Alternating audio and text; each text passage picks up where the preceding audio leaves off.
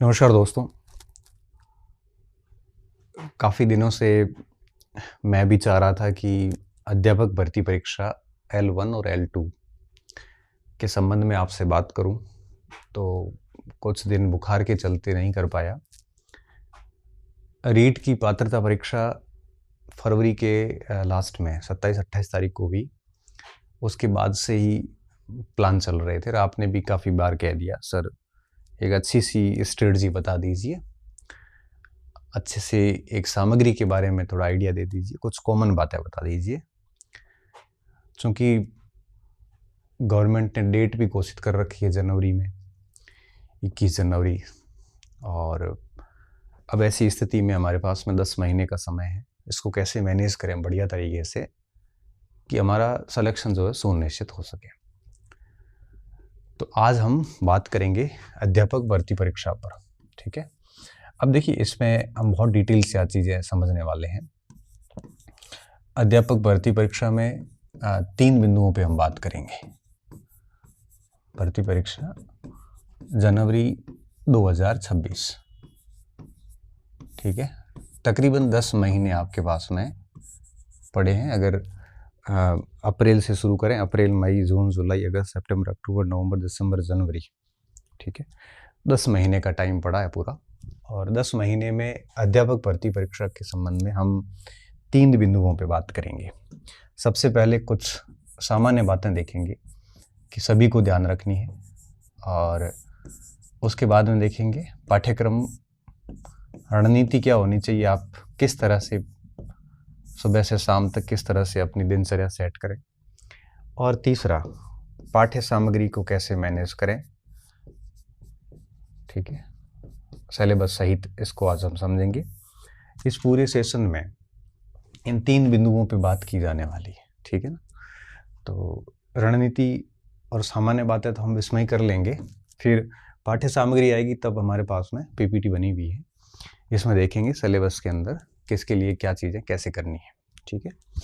सबसे पहले हम कुछ कॉमन चीज़ें डिस्कस कर लेते हैं, सामान्य बिंदुओं पे बात कर लेते हैं कि ध्यान क्या रखना है, ठीक है।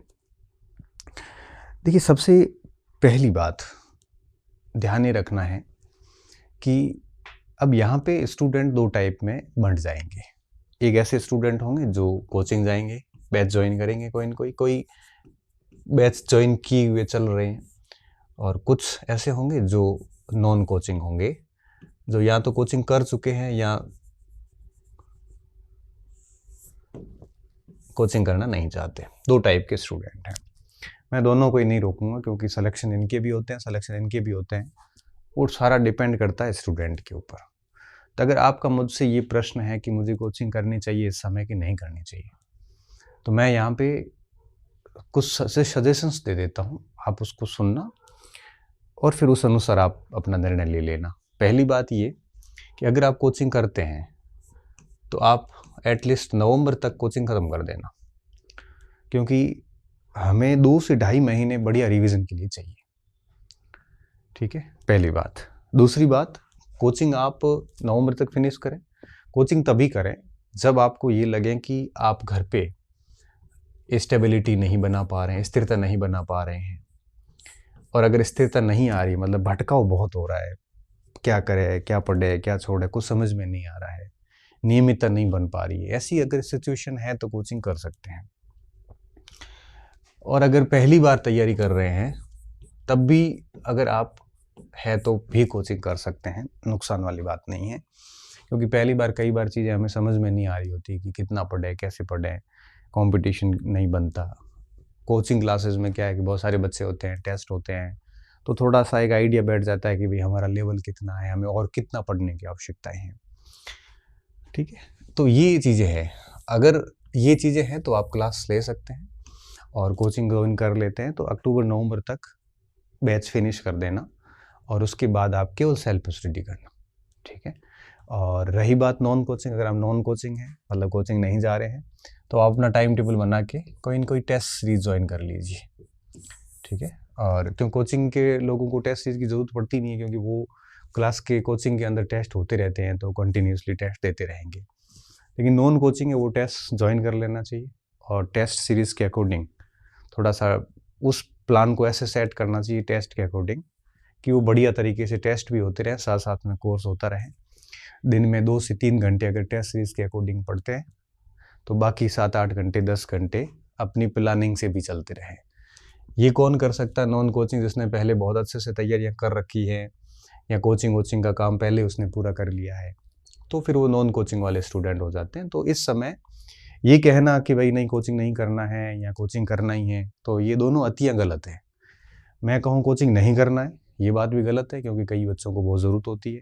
मैं कहूँ नहीं कोचिंग करना ही है, ये भी गलत है क्योंकि कईयों को ज़रूरत नहीं होती। ये सब स्टूडेंट के ऊपर डिपेंड करता है, ठीक है। तो पहली बात तो ये, तो अगर करते हो, नहीं करते हो तो इश्यू नहीं, अगर करते हैं तो एटलीस्ट आप है वो नवंबर तक इसको फिनिश कर दें। पहली बात आपको इस चीज़ का स्पेशली ध्यान रखना है।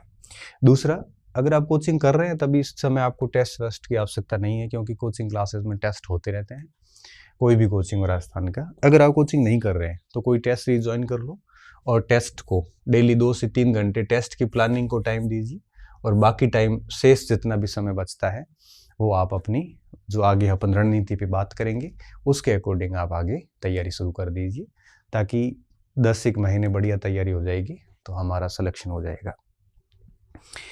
इसके अलावा मटेरियल जो होता है उस पे हम आगे बात करेंगे कि अगर कोचिंग पढ़े हैं तो कोचिंग ने आपको खूब सारा अच्छा मटेरियल दिया होगा, नहीं पढ़े हैं तो आपके पास में नोट्स या किताबें जो भी है आपका अपना मटेरियल होगा, उस पर भी हम आगे वो डिस्कस करने वाले हैं, ठीक है। ये कॉमन बात तो ये थी। दूसरी कॉमन बात ये समसामयिक, इसको हम अक्सर हल्के में लेते हैं, जिसको हमें नहीं लेना चाहिए। इसको आप जनवरी 25 से शुरू कर दीजिए। आप मुझे अब ये मत पूछना कब से शुरू करें, जनवरी 25 से शुरू कर दीजिए और राजस्थान का करंट स्पेशली आपको बढ़िया तैयार करना है। इस हेतु आप क्या कर सकते हो, मंथली मूमल पढ़ सकते हैं, मासिक मूमल जो आती है, साथ में सूजस पत्रिका जो आती है वेबसाइट पे आ जाती है आजकल तो उसको पढ़ सकते हैं। उससे खुद के शॉर्ट नोट्स राजस्थान करंट के बना सकते हैं।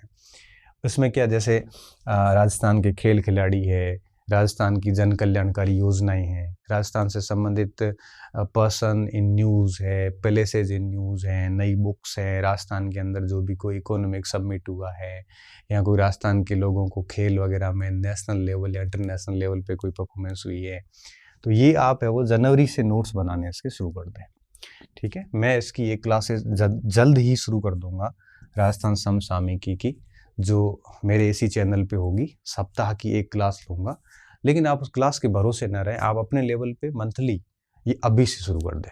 अगर आप इसको लेटली स्टार्ट करते हैं कि नहीं एक साथ लास्ट में देख लेंगे, तो आप करंट में बहुत नुकसान कर जाओगे खुद का, क्योंकि 10-12 सवाल भी आते हैं करंट के, तो आते ही हैं, तो वो सवाल पूरे सही किए जा सकते हैं अगर आप जनवरी से कंटिन्यूसली करंट अफेयर तैयार करते हैं। और मुझे लगता है कि एक छोटी सी रजिस्टर तैयार कर लेना चाहिए और उसमें राजस्थान के करंट की जो मेन बातें होती हैं उसको शॉर्ट में आप डेली अगर आधा पौना घंटा भी देते हैं तो बढ़िया करंट तैयार हो जाता है। डेली भली मत दो, सप्ताह में एक दिन ही आप दे दो, भली 2 घंटे 2-3 घंटे, तब भी आप करंट अफेयर बढ़िया तैयार किया जा सकता है। तो समसामयिकी को आप है वो अभी से शुरू कर देना, ये काम आप है वो टॉप प्रायोरिटी पे रखना। इसके अलावा जो ज्योग्राफी का मैटर है राजस्थान का, तो वो आपके अभी वही पढ़िए जो 33 जिलों के बेस पे था। तो क्योंकि अभी तक देखो क्षेत्रफल पता नहीं है, बाउंड्री पता नहीं है, और मान लो 41 के बेस पे कोई एक आधा प्रश्न इधर उधर होता है तो कोई बड़ी बात नहीं है, आप आराम से उसको कर लोगे। आप तो नए जिलों में केवल इतना ही ध्यान रखें कौन सा जिला किससे अलग हुआ है, कुल कितने जिले हैं, कौन सा जिला किस संभाग में, इतनी सी बातें याद रख लेना। बाकी वही पुरानी ज्योग्राफी देखनी है और इतिहास वगैरह में तो कोई बड़ा फर्क पड़ता नहीं है, तो दिक्कत वाली बात नहीं है, ठीक है। इसके अलावा RBSC और जो Rajasthan board of secondary education की जो किताबें हैं, क्योंकि इसमें अभी NCERT चल रहा है पूरा, ठीक है, तो इन किताबों को बेस बनाएं। ये बेस बनाना ज़रूरी है क्योंकि इन किताबों से एक बड़ा भाग पेपर का जो है वो पूछ लिया जाता है। देखो ये एक बेसिक सामान्य बात है, तो सभी को ध्यान रखनी है। इसके अलावा अगर आप देखोगे तो कम से कम परीक्षा तक आप 3 से 4 बार बढ़िया सिलेबस भी है वो पूरा करें, और सिलेबस का कोई भी हिस्सा इस भरोसे नहीं छोड़े कि ये मुझे आता नहीं है, ये बाद में कर लूँगा, ये बाद में। कई बार हम क्या गलती करते हैं, हम वही टॉपिक बार-बार पढ़ते रहते हैं जो हमें अच्छे आते हैं। जो नहीं आते उसको अपन इग्नोर करते हैं, करते जाते हैं। लास्ट में ऐसी स्थिति आती है कि हम कुछ भी ठीक से नहीं कर पाते। और अगर आप सिलेबस का एक बड़ा हिस्सा टालते रहोगे ना कि बाद में, तो अंदर कॉन्फिडेंस है ना लूज़ रहेगा। एक ऐसी फीलिंग आएगी जैसे कहीं न कहीं मेरे अंदर बड़ी कमज़ोरी है। तो सिलेबस का एक हिस्सा इस तरह से फॉरवर्ड मत करना कि बाद में करूँगा। जो पोर्शन टफ है अभी आपके लिए, वो आज से शुरू कर दो। जो सिंपल है वो तो आप बाद में भी कर लोगे। जो बेहद टफ है, किसी को जैसे गणित नहीं आती, तो अभी से उस पे लग जाओ। किसी को आईसीटी नहीं आती, उस पे अभी लग जाओ आप, ठीक है? तो 3-4 बार पाठ्यक्रम करें और कोशिश करें 100% ही पाठ्यक्रम देखें इस बार, क्योंकि टाइम खूब पड़ा है और अगर 3-4 बार इसको बढ़िया से तैयार किया जाए तो दिक्कत नहीं है। इसके अलावा आपको एक बिंदु और इसमें ध्यान रखना है, वो ये कि बहुत अधिक गहराई में ना जाए। कई बार हम क्या करते हैं, हम मार्केट का हिस्सा बन जाते हैं। कैसे? कि जैसे मान लो मैं कोई लेखक हूँ, ठीक है? वो मुझे मेरा किताब बेचनी है, तो मैं क्या करूँगा, मैं आरपीएससी के या हाल ही में राजस्थान गवर्नमेंट की परीक्षाओं में कोई ऐसा कठिन सवाल निकाल के लाऊंगा 2-4, जो राजस्थान के किसी बच्चे से वैसे सही होगा नहीं और पढ़ते तब भी नहीं होता। ऐसा सवाल लाऊंगा और उसको मेरे सोशल मीडिया जितने भी हैंडल्स है यूट्यूब वगैरह पे, वो सवाल काट के और मेरे कंटेंट से अगर वो सवाल आया है तो मैं वहाँ से बताऊंगा, देखो मेरी किताब से प्रश्न आया हुआ है या मेरे कोर्स से प्रश्न आया। एक आधा प्रश्न, पूरा पेपर दाए तो दिक्कत नहीं है, एक आधा सवाल ऐसे लाएंगे। अब हम टेंशन में आ जाते हैं, हम फिर करने लगते हैं यार ये बदलता पैटर्न है पता नहीं, तो फिर बच्चा डर जाता है। और बच्चा डरने के बाद क्या करेगा, उस पुस्तक को खरीदेगा।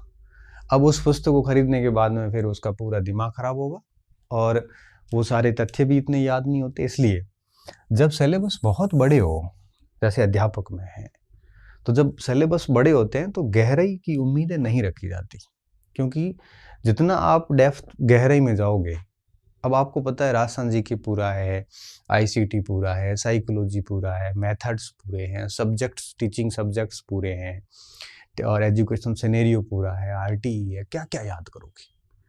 इतना अधिक डेप्थ में जाने की बिल्कुल आवश्यकता नहीं है। इतना अधिक डेप्थ में जाने से आपके कई सारे पोर्शन छूट जाएंगे। इससे बेहतर है कि इसको बेहद ही सिंपल तरीके से पढ़िए। 10वीं 12वीं तक का लेवल बहुत होता है, L1 के लिए 10वीं तक का, L2 के लिए 12वीं तक का। इससे ज़्यादा बाल की खाल निकालने से अल्टीमेटली लॉस आपको है, क्योंकि किसी भी विषय का अंत नहीं। अगर आप सोचते हो कि हम पूरा याद कर लेंगे, पूरा कभी होता ही नहीं किसी चीज़ का। आपको मैं फंसा सकता हूँ, मुझे कोई और फंसा सकता है, उसको कोई और फंसा सकता है, क्योंकि अंत नहीं है, अंत बिल्कुल नहीं है। मतलब चीज़ें असीमित हैं। इसलिए गहराई में ना जाके एक बेस बना दें कि भाई हमारे इस पाठ्य वस्तु में जितना है उतना हम पढ़ लेंगे, बस। ऐसा नहीं होगी इसमें थोड़ा कम, मैं थोड़ा और 2 किताबें ला के पढ़ता हूँ, थोड़ा और ये प्रश्न पता नहीं कहाँ से आ गया है, मैं और किताबें लाऊंगा। इस और के चक्कर में आप फेल हो जाएंगे। कोशिश करिए, इतना ज़्यादा आपको गहराई में जाने की आवश्यकता बिल्कुल भी नहीं है, ठीक है? और 100% सिलेबस पढ़े, 3-4 बार पाठ्यक्रम कम से कम परीक्षा तक कर लें, गहराई में बहुत अधिक ना जाएं, आरबीएससी को बेस बनाएं, इनके ब्रीफ ना लें। इनके मार्केट में कई सारे ब्रीफ आते हैं, ऐसी किताबें आती जिन्होंने 6ठी से 12वीं किताब सब्जेक्ट्स को ब्रीफ कर लिया है, शॉर्ट में निपटा दिया। ऐसा मत करना, क्योंकि एनसीईआरटी की और इन किताबों की खास बात और खूबसूरती ये होती है कि इनमें फैक्ट भले कम हो, लेकिन फैक्ट के आगे पीछे कुछ कहानियाँ होती, कुछ पैराग्राफ्स होते हैं। वो पढ़ने के बाद वो फैक्ट हमें अच्छे से समझ में आता है। हम क्या करते हैं, ये गाइड के लोग क्या करते हैं, वो कहानियाँ हटा देते हैं, केवल फैक्ट अंदर डाल देते हैं। फिर फैक्ट पढ़ने के लिए ये थोड़ी करें, फिर वो फैक्ट याद भी नहीं होते। बेहतर ये है कि किताबें खुद रखें पास में और जो सिलेबस मैच करता है उसको अंडरलाइन कर दें, वो टॉपिक लगा लें और आप उस टॉपिक को पढ़ के शॉर्ट में खुद कर लें, वो सबसे बढ़िया रहता है। तो ये कुछ ऐसी सामान्य बातें हैं जो आपको ध्यान रखनी है, ठीक है? तो मैंने कोचिंग की बात कर ली, करंट अफेयर्स की बात कर ली, नया भूगोल पढ़ना, पुराना पढ़ना, उस पर बात कर ली, आरबीएससी को बेस बनाना, कितनी बार पाठ्यक्रम करना है, और ये सारी बातें जो थी गहराई में ना जाए, ये सारे बिंदु पे हमने डिस्कस कर लिया, ठीक है? अब बात करते हैं थोड़ा सा क्या रणनीति रखें इस पूरे की, और फिर लास्ट में बात करेंगे कि किस विषय वस्तु के लिए क्या क्या सामग्री यूज की जा सकती है। ठीक है, तो देखिए ये मोटी मोटी बातें आपको, कॉमन बातें मैंने बता दी है। बाकी तो सारी चीज़ें मैं हम पहले ही बता चुके हैं कि भाई लाइब्रेरी वगैरह जाते हो तो वहाँ डिस्टर्ब हो रहा तो मत जाइए, रूम में पढ़ लीजिए, एकांत रहिए, सोशल मीडिया का यूज़ ना करें। वो कॉमन बातें हैं, वो तो आप सभी को हम 50 बार कह चुके हैं। फिर भी अगर हम नहीं समझते हैं तो फिर वो आपकी प्रॉब्लम है। बाकी हम हमेशा कहते हैं कि सिर्फ़ और सिर्फ अपना समय इस समय किताबों को दें, अपना समय सिर्फ स्टडी को दें, क्योंकि इन कमेंट्री की दुनिया में घुस जाओगे, बॉल बाय बॉल कमेंट्री में, तो लॉस अल्टीमेटली आपको ही होता है, मिलना कुछ नहीं है और समय चला जाएगा। ये 10 महीने कैसे जाएंगे पता भी नहीं चलेगा आपको, इतना भागता हुआ समय निकलेगा ना, अंदाजा ही नहीं है आपको। ठीक है ना, इसलिए टाइम का वो सदुपयोग करें, पूरा यूटिलाइज करें टाइम को। और बाकी बातें और कई समस्याएं आपको आएगी, हम समय समय पे वीडियोस बनाते रहेंगे, लेकिन ये कुछ ऐसी बातें हैं जो इन दिनों मेरे से बच्चों ने पूछी है। और परीक्षा की डेट तो आ ही गई है, तो अब ज़्यादा दिक्कत वाली बात नहीं है। अब बात करते हैं थोड़ा सा रणनीति को लेके कि किस तरह से आप अपने दिन को मैनेज कर सकते हो। अब मेरा क्या है कि थोड़ा सा रहता है कि मैं हमेशा एक स्ट्रेटजी पे चला हूँ। कभी भी परीक्षा की तैयारियाँ करी है तो एक प्रॉपर स्ट्रेटजी रखी है, बिना स्ट्रेटजी मेरे से पढ़ाई होती नहीं है। मैं भी वही बात करूँगा। तो देखिए जैसे मैं क्या करता, जैसे प्रथम, अब देखो हम सुबह का शिफ्ट ले लें एक, ठीक, जैसे सुबह सुबह पढ़ लिए बढ़िया, और दिन की पढ़ाई हो गई और रात्रिकालीन हो गई। ठीक है, अब देखो 3 समय होते हैं बच्चे के पास पढ़ने के लिए। ठीक है, मॉर्निंग का जो टाइम होता है वो थोड़ा ऐसा इंटरेस्टिंग टाइम होता है कि उसको आप किसी भी चीज़ को बढ़िया से याद कर सकते हैं। इस समय फ्रेश माइंड होता है। जैसे कोई बच्चा सुबह 4 बजे उठ गया, अब 4 बजे उठने के बाद अगर वो 5 बजे पढ़ने बैठता है और 11-12 बजे तक पढ़ लेता है, बीच में नाश्ता खाना होता रहेगा, छोटा मोटा काम तो चलता रहता है वैसे। अब वो 5 से 12 का मतलब होता है कम से कम 7 घंटे, 2 घंटे निकाल दो तो 5 घंटे पढ़ाई हो जाती है।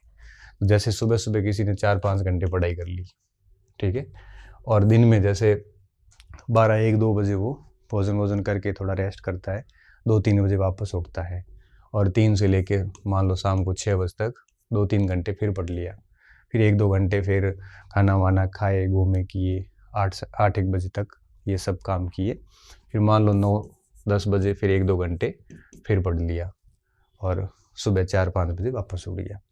तो इस तरह से अगर कोई देखते हैं तो 4-5 घंटे ये हो जाते हैं, 2-3 घंटे 1-2 घंटे ये हो जाते हैं, तो 2 और 2 4 और 4 8, 10-12 घंटे पढ़ाई एक सामान्य बच्चा इस हिसाब से कर सकता है। अब उसको करना क्या चाहिए, जहाँ तक हालांकि हर व्यक्ति की अलग स्ट्रेंथ होती है, फिर भी मैं बताना चाहूँगा। देखो एक पार्ट तो आप राजस्थान जीके को दे दीजिए, क्योंकि ये जो राजस्थान जीएस को टाइम देना क्यों ज़रूरी है, इसकी अहमियत मैं बताता हूँ। पहले लिख लेते हैं अपन। देखो सबसे पहली बात, राजस्थान जीएस के अंदर क्या क्या लिया है। देखो इतिहास आ जाता है, संस्कृति आ जाती है, और राजस्थान का भूगोल आ जाता है। इसके अलावा भी आपके राजस्थान की भाषा साहित्य आ जाती है, इसमें राजस्थान की समसामयिकी आ जाती है ना। ये सारा का सारा राजस्थान का है। इसको इम्पोर्टेंस देना क्यों ज़रूरी है, इसके पीछे कारण समझिए। अब पूरा पेपर होता है 300 अंकों का, ठीक है। अब 300 अंकों में से अगर अपन L1 की बात करें तो L1 वाले के लिए राजस्थान जीके का जो रोल है वो लगभग 160 प्लस का है, लगभग 160 प्लस अंकों का है, 50% से अधिक ये है। और अगर L2 की बात करें तो L2 में थोड़ा सा कम है। कम क्यों है, क्योंकि जैसे 100 की जगह 80 हो जाता है, और फिर उधर आपके थोड़ा सा 50 के हिसाब से हो जाता है। तो लगभग आपके यूँ कहिए कि इसमें भी 130 के आसपास का रोल L2 में भी आ जाता है, ठीक है। तो ये कोई कम रोल नहीं है, ये ज़बरदस्त रोल है राजस्थान जीके का। अब आप देखिए, अगर आपका सुबह सुबह के 4-5 घंटे का जो टाइम है, उसमें अगर ये सारा राजस्थान का आप राजस्थान के अंदर राजनीति विज्ञान भी आ जाती है, सारा आता है राजस्थान अध्ययन। राजस्थान अध्ययन का मतलब है सब उसमें। तो मॉर्निंग में अगर आप बहुत बढ़िया से राजस्थान जी के पढ़ते हैं तो इसका मतलब क्या हुआ, मतलब ये हुआ कि 12 बजे तक आपकी हर दिन 50% से अधिक तैयारी हो गई, क्योंकि 150 का तो रहता ही है राजस्थान जी के। अब आप सोचिए कि सुबह 12 बजे तक आपकी भर्ती परीक्षा जिसकी आप तैयारी कर रहे हैं उसकी आधी तैयारी आप कर चुके हैं। इससे बढ़िया क्या हो सकता है कि, क्योंकि जनरली हम मित्रों से भी मिलते हैं ना, तो सारा काम 12 बजे के बाद ही होता है, 12 बजे से पहले जनरली पढ़ाई करते हैं। तो 50% तैयारी अगर आप सुबह सुबह ही कर लेते हैं, और ये ऐसा पोर्शन है जहाँ से आप बच्चे 80 से 90% सवाल भी राजस्थान जीके के सही कर लेते हैं। ठीक है, तो आगे इनकी किताबें क्या रखनी है वो अपन पाठ्य वस्तु में बात करेंगे। तो मॉर्निंग में आप पूरे राजस्थान जीके को भरपूर समय दे दीजिए, कोई दिक्कत वाली बात नहीं है। ठीक है, अब बात करते हैं दिन में क्या करना है। दिन में आप क्या कर सकते हैं, विद्यालय विषय रख सकते हैं। ठीक है, विद्यालय विषय को देख लो। अब देखो विद्यालय विषय के अंदर दो चीजें हैं। अगर आप L1 की बात करोगे तो आपको पता है कि 5 विद्यालय विषय है, गणित, विज्ञान, हिंदी, इंग्लिश और आपके पर्यावरण L1 में, और L2 के अंदर अलग से स्थिति रहेगी। 5 है और टोटल एक विद्यालय विषय 18 अंक का है। ठीक है, अब आप क्या कर सकते हो, आप जो 10 अंक का है विद्यालय विषय, क्योंकि विद्यालय विषय 10 + 8 का रहेगा।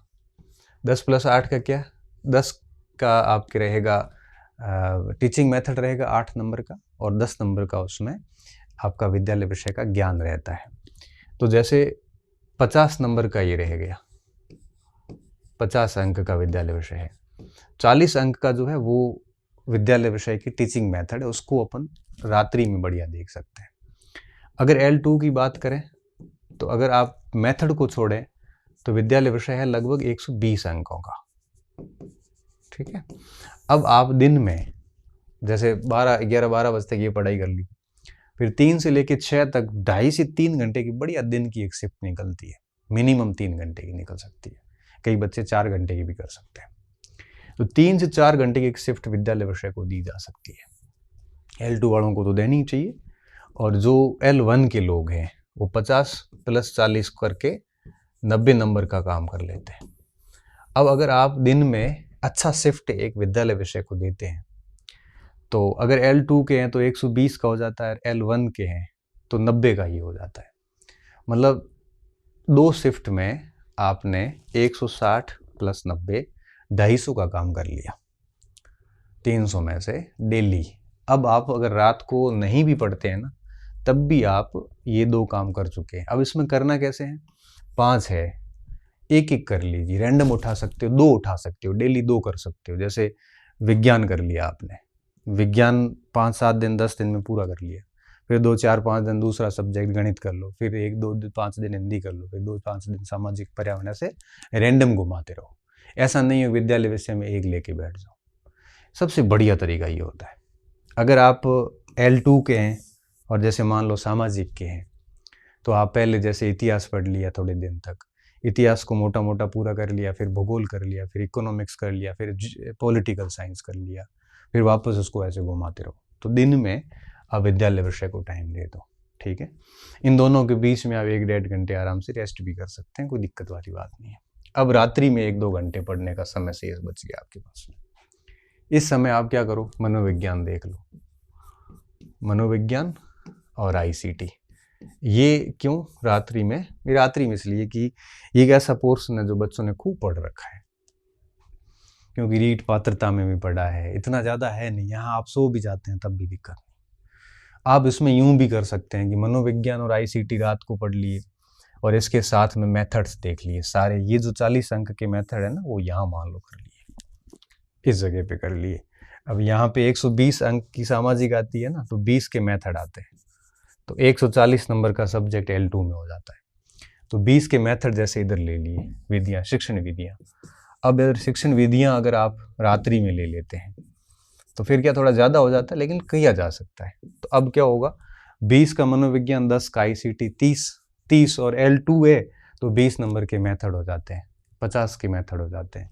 इधर आप देखोगे तो आपके 40 अंक के मेथड है, 5 गुणा 8 मतलब 40 अंक के मेथड इधर हो जाते हैं।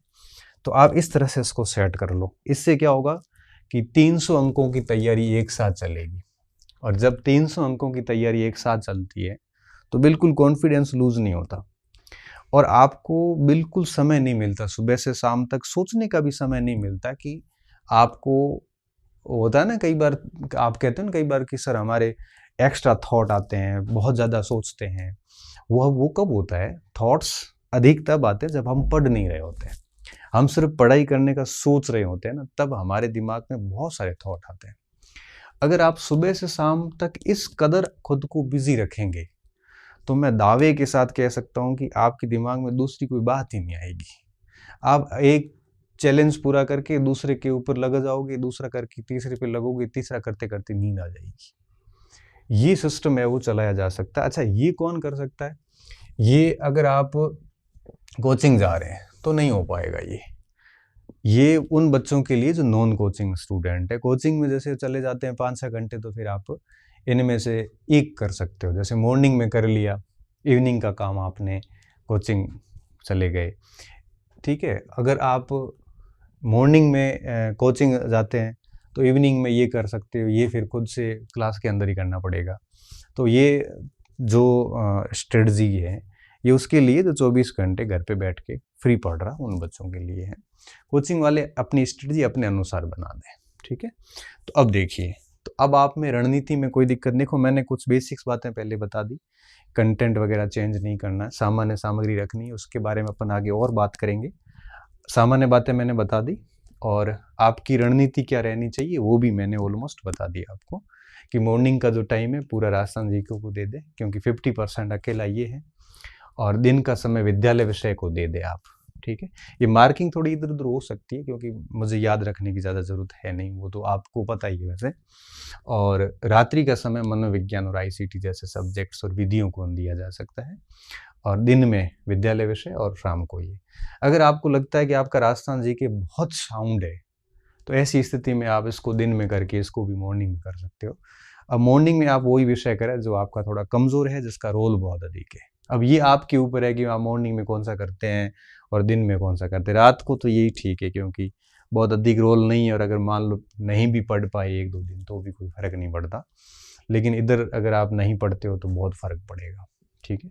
तो मॉर्निंग से लेके रात्रि तक इस तरह का शेड्यूल सेट कर दें, और इसमें भी क्या करना, रैंडम करना। जैसे मान लो इतिहास पढ़ लिया, डेली आप 5-6 घंटे 4-5 घंटे पढ़ते हैं, तो मुझे लगता है इतिहास भी 15 दिन में निपट जाता है।